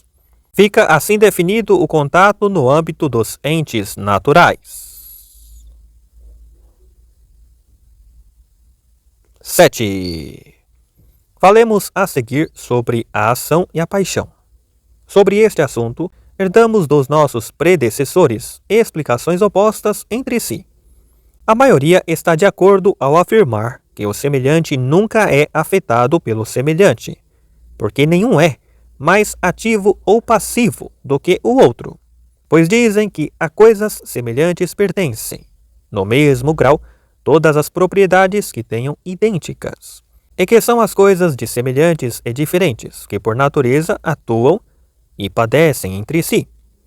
Neste sentido, mesmo quando um fogo menor é destruído por um fogo maior, dizem que é afetado por causa da contrariedade, pois o muito é contrário ao pouco. Demócrito, porém, divergiu dos outros e foi o único que formulou uma teoria peculiar, afirmando que o agente e o paciente são o mesmo, ou seja, semelhantes, pois não é possível que coisas diversas e diferentes sejam afetadas umas pelas outras. Pelo contrário, ainda que as coisas, sendo diversas, possam exercer alguma ação entre si, não é enquanto diversas que tal sucede no seu caso, mas enquanto detentoras de alguma propriedade idêntica. Estas são, então, as suas teorias, e aqueles que deste modo as formularam parecem defender posições manifestamente contrárias. Mas a causa da contradição reside no fato de cada uma das teorias em oposição considerar apenas uma parte do que deveria considerar na totalidade. É razoável defender que o semelhante em todos os aspectos e de todos os modos, indiferenciado do seu semelhante, não seja de nenhum modo afetado por este último. Com efeito, por que razão haveria um deles de ser mais ativo do que o outro? Se alguma coisa pudesse ser afetada pelo semelhante, poderia igualmente ser afetada por si própria. No entanto, se assim fosse e o semelhante fosse ativo enquanto semelhante, nada seria incorruptível nem imóvel, pois todas as coisas se moveriam a si próprias. Mas o mesmo ocorrerá no caso do que é completamente diverso, e não é o mesmo sob nenhum aspecto. A brancura não pode de nenhum modo ser afetada pela linha, nem a linha pela brancura, a não ser talvez por acidente. No caso de acontecer, por exemplo, que a linha seja branca ou negra, pois as coisas que não são contrárias, nem derivadas de contrários, não se desviam da sua própria natureza por ação umas das outras. No entanto, dado que as coisas que por natureza podem padecer e atuar não são quaisquer umas ao acaso, mas apenas as que possuem contrariedade ou são contrárias.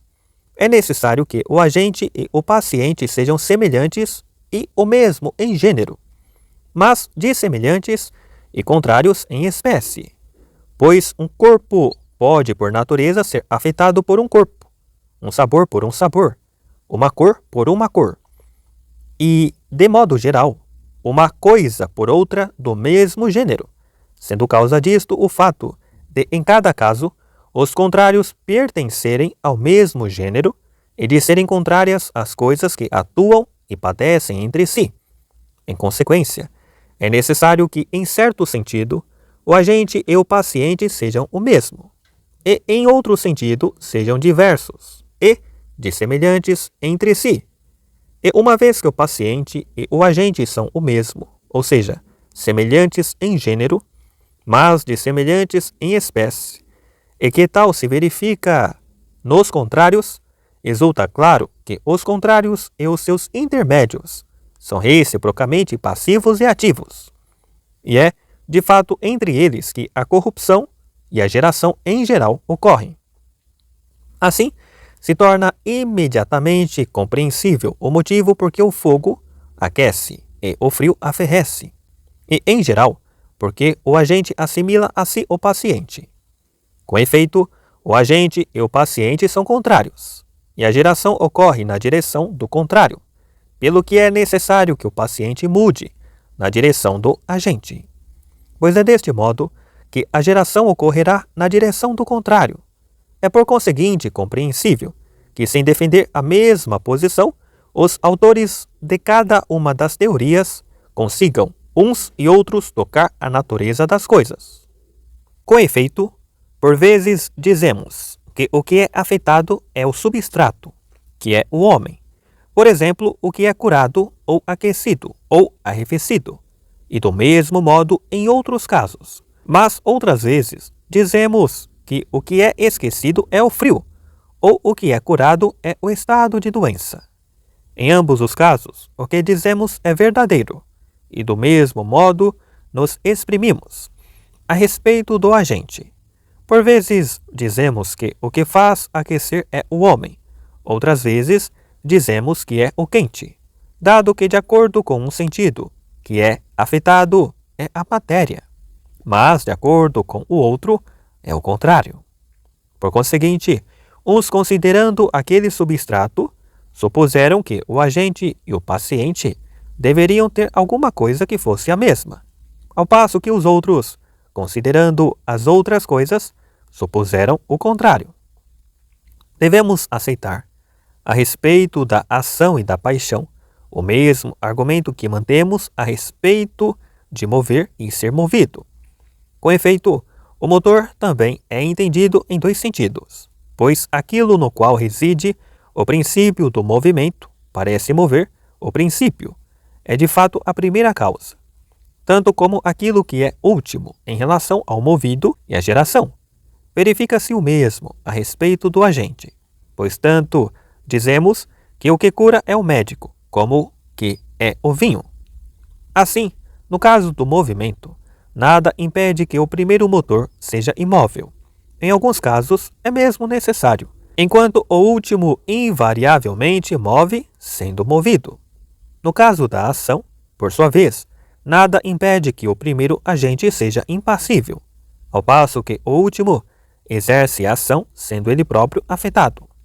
Com efeito, aqueles agentes que não possuem a mesma matéria que os pacientes exercem a ação sem serem afetados, como a medicina, por exemplo, a qual exerce a ação de curar, sem de nenhum modo ser afetada por aquele que é curado, ao passo que o alimento, ao exercer a ação, é ele próprio de algum modo afetado, pois é aquecido ou arrefecido, ou é, de algum outro modo, afetado ao mesmo tempo que exerce a ação. Enquanto a medicina corresponde ao princípio, o alimento corresponde ao motor último, ou seja, aquele que está em contato. Por conseguinte, aqueles agentes que não possuem a forma em matéria são impassíveis, e aqueles que a possuem em matéria são suscetíveis à afeição, pois afirmamos que a matéria é a mesma, igualmente, por assim dizer, para um ou para o outro dos opostos, sendo como um gênero, e que aquilo que pode ser quente é necessariamente aquecido se aquilo que o pode aquecer estiver presente e próximo. Por isso, tal como dissemos, alguns agentes são impassíveis, ao passo que outros são suscetíveis de afeição. E o que se verifica no caso do movimento ocorre de igual modo ao caso dos agentes, pois assim como naquele caso o primeiro motor é imóvel, no caso das coisas que exercem ação, o primeiro agente é impassível.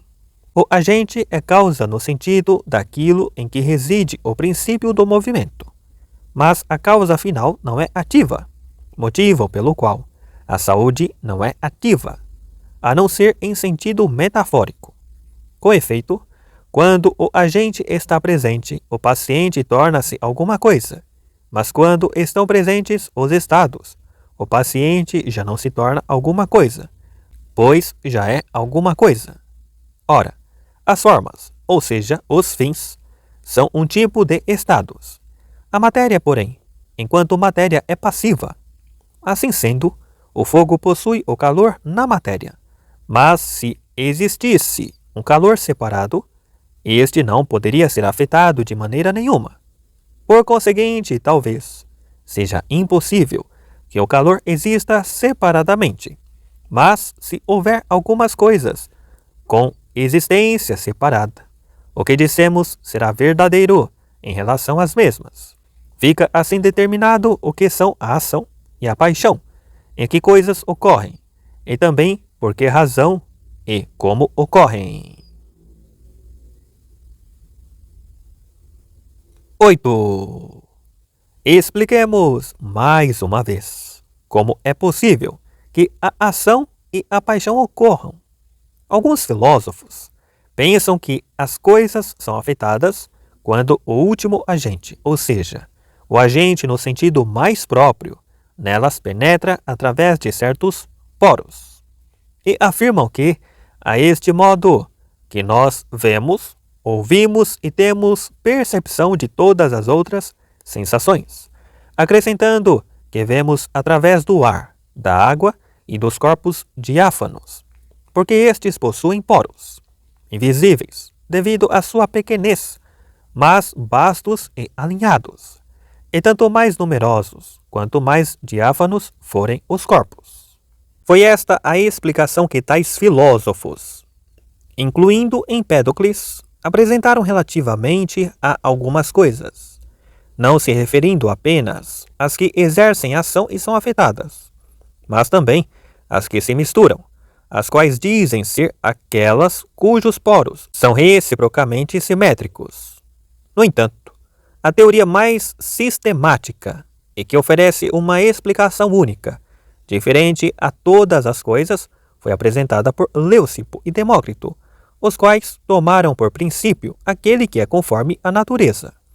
Alguns dos antigos filósofos pensaram que o ser é necessariamente uno e imóvel, atendendo a que o vazio não é, e o ser não pode mover-se sem haver um vazio com existência separada, nem pode ser múltiplo, sem haver o que separa os entes.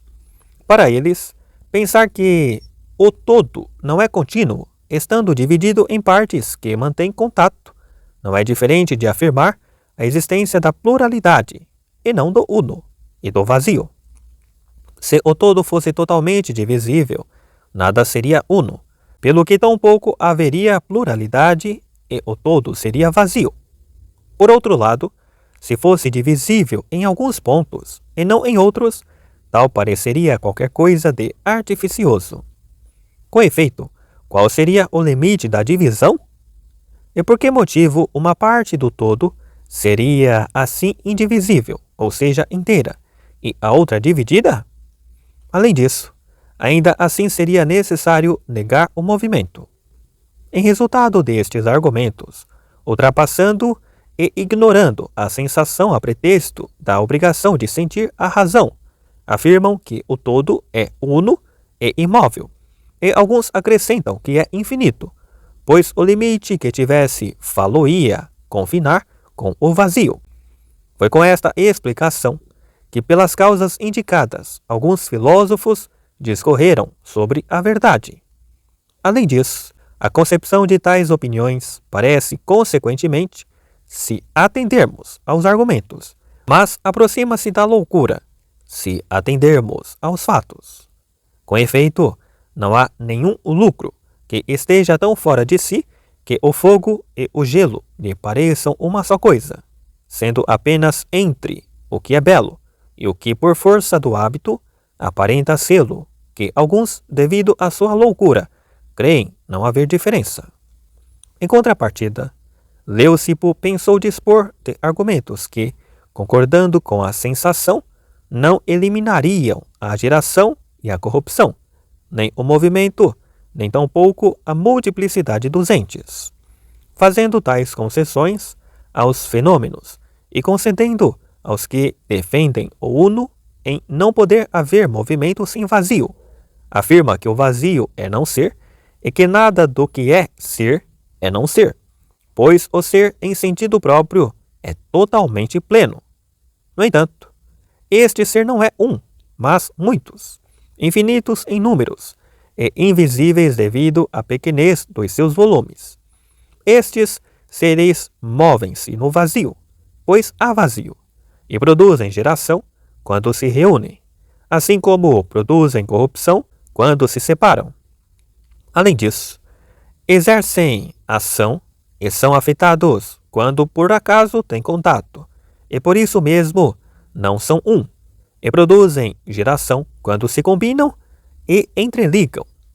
A partir do que é realmente uno, porém, não poderiam gerar-se uma multiplicidade, nem a partir do que é realmente múltiplo poderia gerar-se o uno, afirmando Leucipo que tal é impossível. No entanto, tal como Empédocles e alguns outros dizem que a afeição ocorre através dos poros.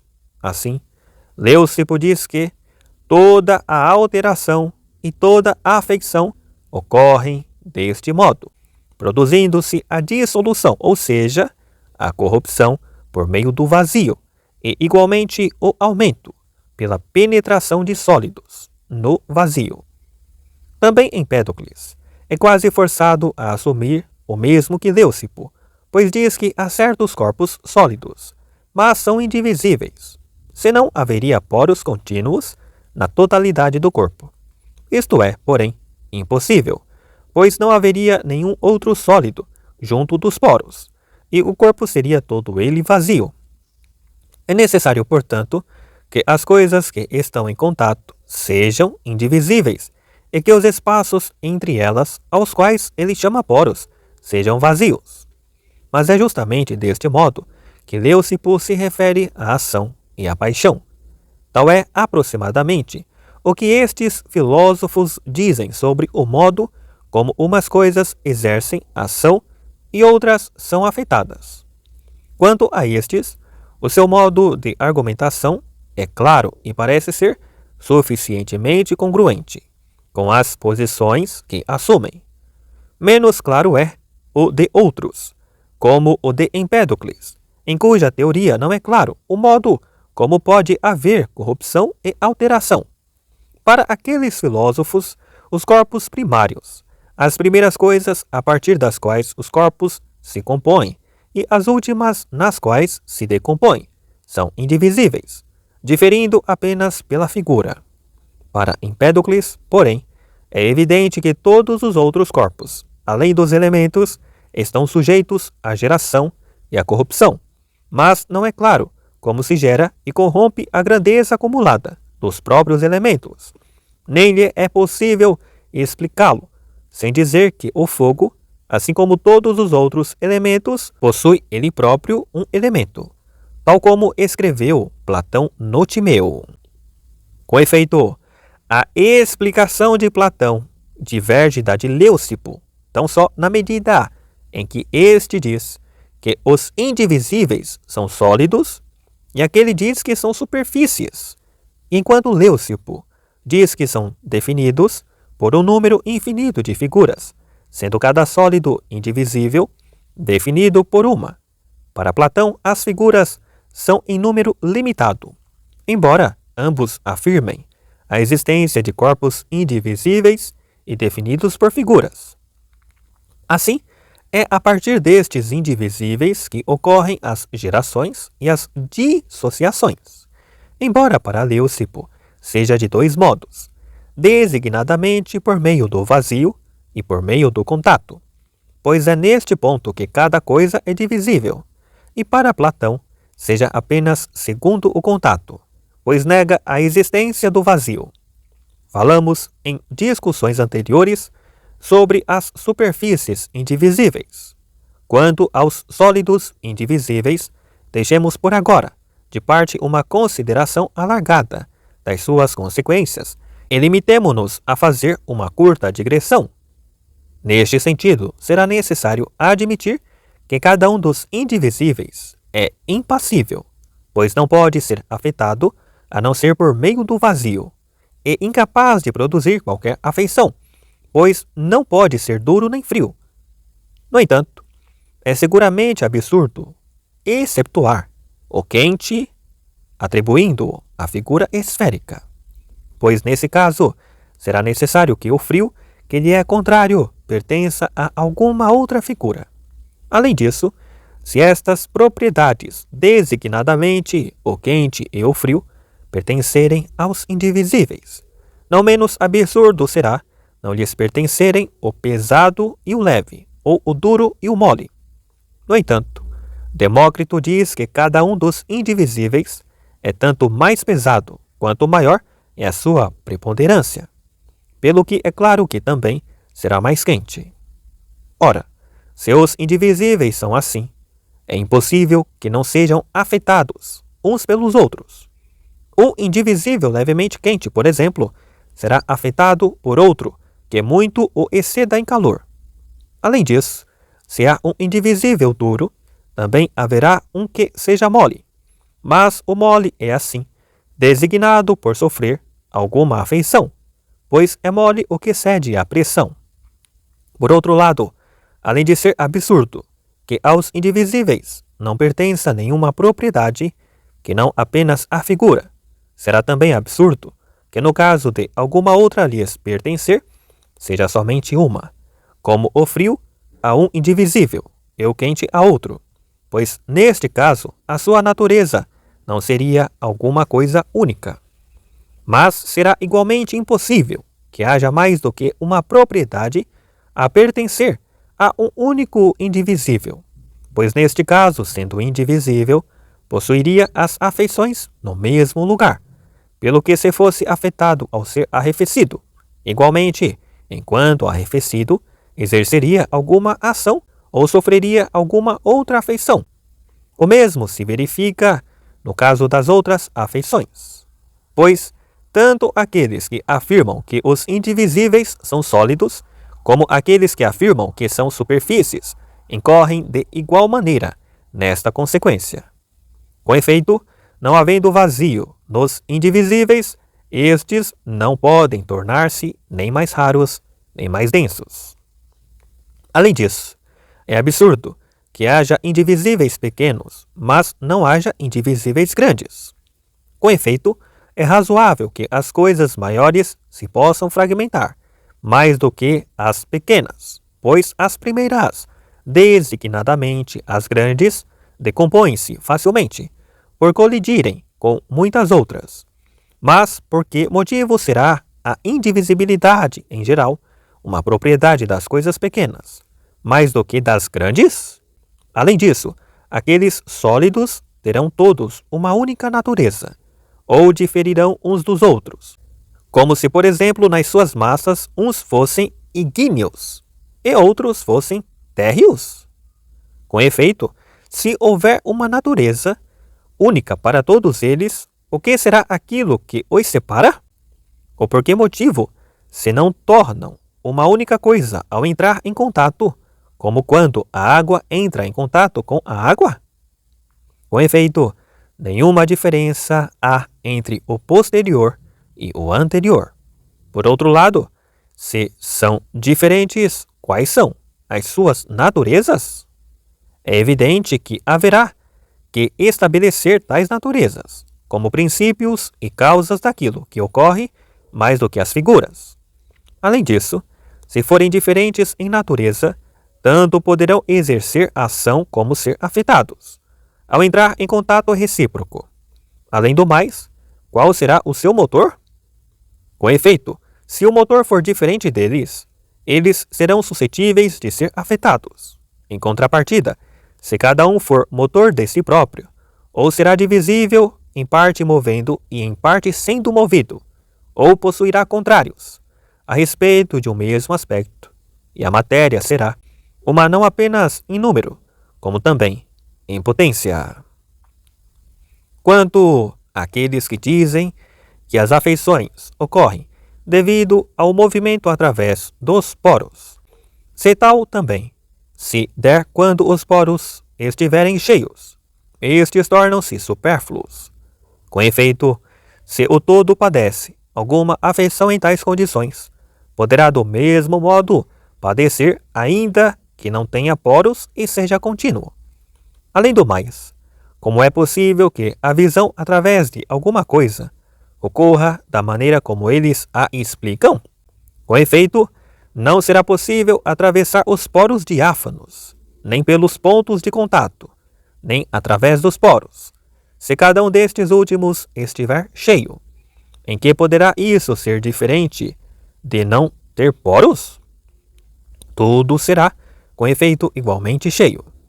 No entanto, ainda que os poros estivessem vazios, mas fosse necessário que contivessem corpos, seguir-se-ia novamente a mesma consequência. E se possuírem um tamanho tão pequeno que não possa conter nenhum corpo, será ridículo conceber a existência de um vazio pequeno, mas não a de um vazio grande ou de qualquer tamanho, ou pensar que o vazio significa outra coisa que não seja o espaço de um corpo, pelo que é claro que a todo o corpo corresponderá o vazio de igual volume. De um modo geral, supor a existência de poros é supérfluo. Com efeito, se nada exerce ação por meio de contato, tampouco exercerá ação passando através dos poros. Mas se for por contato, ainda que não haja poros, entre as coisas que são por natureza suscetíveis de ação e paixão recíprocas, umas serão afetadas e outras exercerão ação. De quanto dissemos, resulta evidente que falar da existência de poros, no sentido em que alguns os concebem, ou é falso ou é inútil, na medida em que os corpos são totalmente divisíveis. Postular a existência de poros é ridículo, pois os corpos podem, enquanto divisíveis, ser separados em partes. 9. Expliquemos o modo como os entes são suscetíveis de gerar, de atuar e de padecer, partindo de um princípio várias vezes enunciado. Com efeito, se é possível ser tal ou tal, tanto em potência como em ato, uma coisa que o seja em potência, não pode por natureza ser afetada em determinada parte e não em outra, mas, ao contrário, é afetada totalmente, tanto quanto seja tal ou tal, e tanto mais ou menos quanto o seja em maior ou menor grau. E mais adequadamente, se poderia falar de poros neste sentido, como veios de maior suscetibilidade, tal como os veios de minério, que se estendem continuamente nas minas. Assim, na medida em que uma coisa seja coerente e una, é impassível. Igualmente, o são as coisas que não estejam em contato entre si ou com outras coisas que sejam por natureza suscetíveis de exercer ação e de ser afetadas. Por exemplo, o fogo faz aquecer não apenas quando está em contato, mas também se estiver à distância, pois o fogo aquece o ar, e o ar, sendo por natureza suscetível de exercer ação e de ser afetado, aquece o corpo. Quanto a pensar que uma coisa pode ser afetada em determinada parte, mas não em outra. Depois das distinções feitas no princípio, é preciso acrescentar o seguinte: se a grandeza não for totalmente divisível, e pelo contrário, existir um corpo ou uma superfície indivisível, nenhum corpo poderá ser totalmente passivo, nem tampouco contínuo. Mas se tal for falso, e todo o corpo for divisível, não haverá diferença entre estar dividido em partes que permanecem em contato e ser divisível. Com efeito, se o corpo puder ser dissociado segundo os contatos, como alguns afirmam, mesmo que não esteja ainda dividido, estará dividido, pois é suscetível de ser dividido, uma vez que nada de impossível daí resultaria. Mas, em geral, é absurdo que isto ocorra, apenas deste modo, designadamente por cisão dos corpos. Com efeito, esta explicação suprime a alteração, mas nós vemos que um mesmo corpo, permanecendo contínuo, é ora líquido, ora sólido, e não é por divisão e composição que ele sofre tal afeição, nem por orientação e contato mútuo, como afirma Demócrito. Pois não é devido a mudanças de ordem ou de posição, na sua natureza que o corpo passa de líquido a sólido, nem por nele haver partículas duras e sólidas com massas indivisíveis, mas pelo contrário, é uniformemente e na sua totalidade que é ora líquido, ora duro e sólido. Além disso, esta explicação também torna impossível o aumento, assim como a diminuição, pois não será possível que qualquer parte se torne maior se apenas houver adição e a coisa não mudar como um todo, seja por mistura de alguma coisa, seja pela sua própria transformação.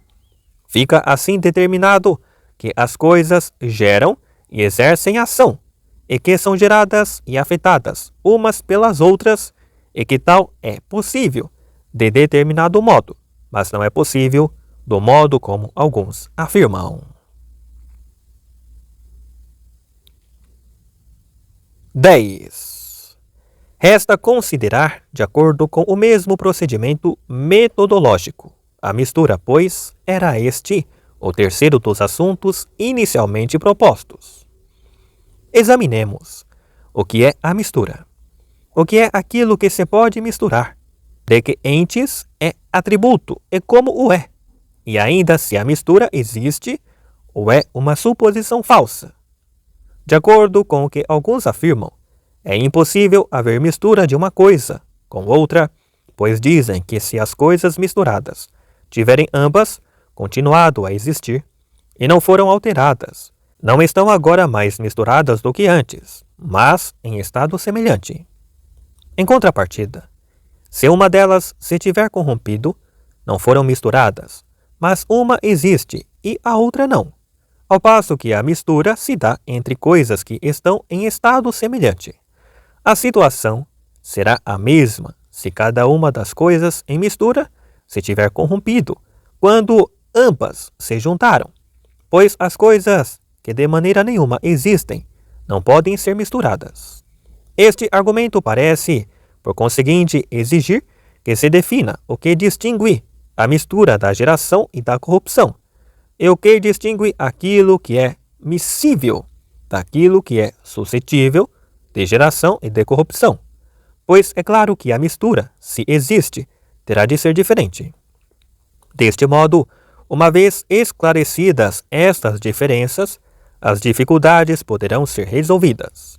Seguramente, nós não dizemos que a madeira se mistura com o fogo, nem que a sua combustão é uma mistura, seja das suas próprias partes, seja dela própria com o fogo, mas que a geração do fogo é corrupção da madeira. Do mesmo modo, não dizemos que o alimento se mistura com o corpo, nem que a figura se mistura com a cera, ao dar forma à sua massa. Tampouco pode haver mistura do corpo com o branco, nem, em geral, das afeições e das disposições com as coisas, pois vemos que são preservadas. De resto, não é possível haver mistura do branco e do saber, nem de nenhuma outra coisa, que não possua existência separada. É sobre isso que se enganam aqueles que afirmam que, em dado momento, todas as coisas estavam juntas e misturadas, pois nem tudo pode ser misturado com tudo. Pelo contrário, cada uma das coisas que se misturam tem de possuir existência separada, mas nenhuma afeição possui existência separada. No entanto, dado que alguns entes são em potência e outros são em ato, é possível que as coisas que se misturam sejam em certo sentido e não sejam em outro. O que resulta da mistura pode em ato ser diferente das coisas que se misturam, mas cada uma delas pode em potência continuar a ser o que era antes de ser misturada, sem que tenha perecido. Esta era, com efeito, a dificuldade contida no argumento anterior, mas é evidente que as coisas que se misturam existiam separadamente antes de se juntarem e que podem voltar a ser separadas. Tais coisas não persistem em ato, como o corpo, e o branco nem tampouco se corrompem, seja uma delas ou sejam ambas, pois a sua potência é preservada.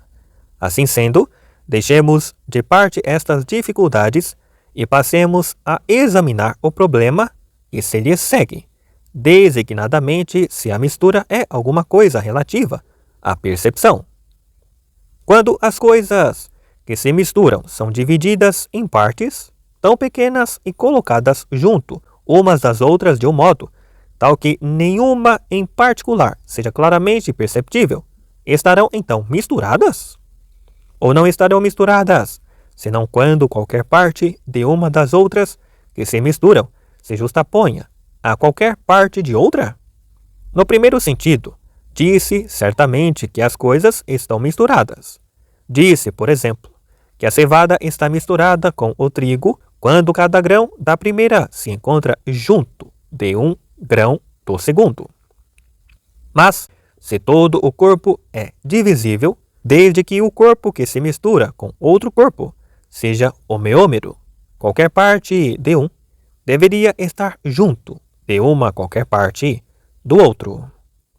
No entanto, dado que um corpo não pode ser dividido até as suas partes mínimas, e que a composição não é o mesmo que a mistura, mas diferente, é claro que se as coisas que se misturam persistirem em pequenas partes, não se deve dizer que estão misturadas.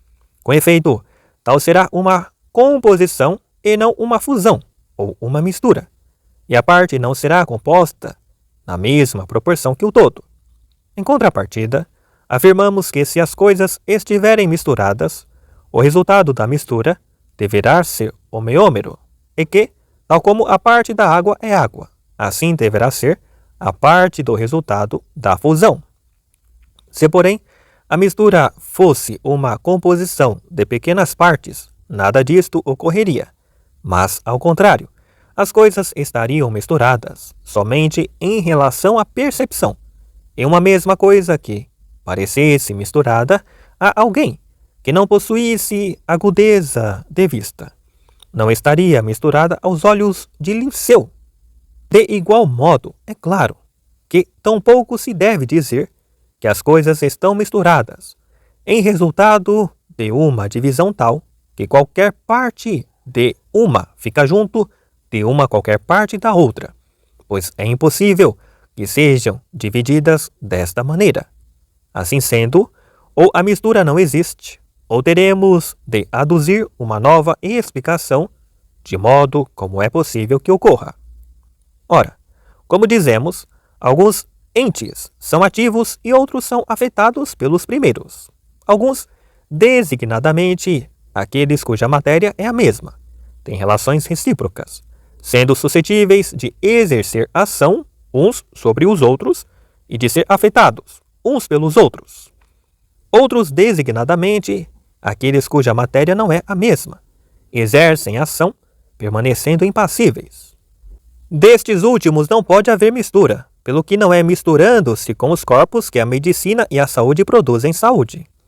No que diz respeito às coisas ativas e passivas, que são facilmente divisíveis, porém a junção de muitas partes de uma a poucas partes de outra, ou de grande quantidade de uma pequena quantidade de outra, não constitui uma mistura, mas um aumento daquela que predomina, pois a outra transforma-se na predominante, pelo que uma gota de vinho não se mistura com 10.000 medidas de água, pois a sua forma dissolve-se e o vinho transforma-se na totalidade da água.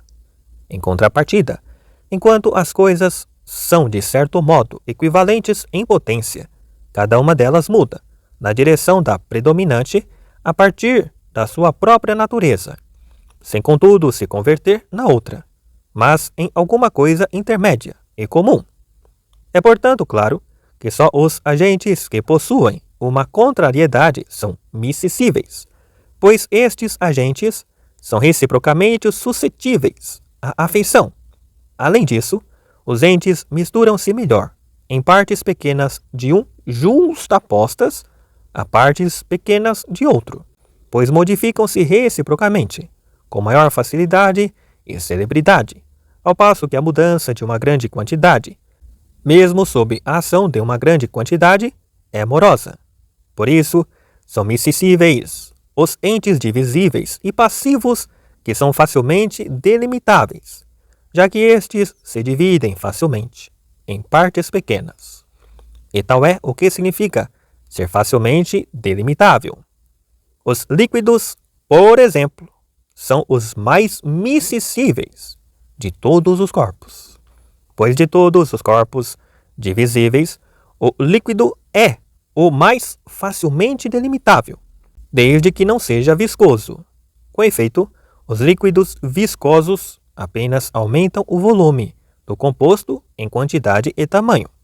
Quando, porém, apenas um dos corpos é passivo ou extremamente passivo e o outro o é muito levemente, o resultado da sua mistura ou não aumenta de volume ou aumenta pouco, como ocorre no caso da mistura de estanho e bronze. Alguns entes são com efeito hesitantes e ambíguos, uns para com os outros, pois ao mesmo tempo que parecem ser levemente miscissíveis, um deles parece ocorrer como receptáculo e o outro como forma. Tal é o que acontece no caso destes metais, pois o estanho quase desaparece, como se fosse uma afeição sem matéria, do bronze, apenas deixando depois de ser misturado uma coloração no bronze. O mesmo ocorre também em outros casos.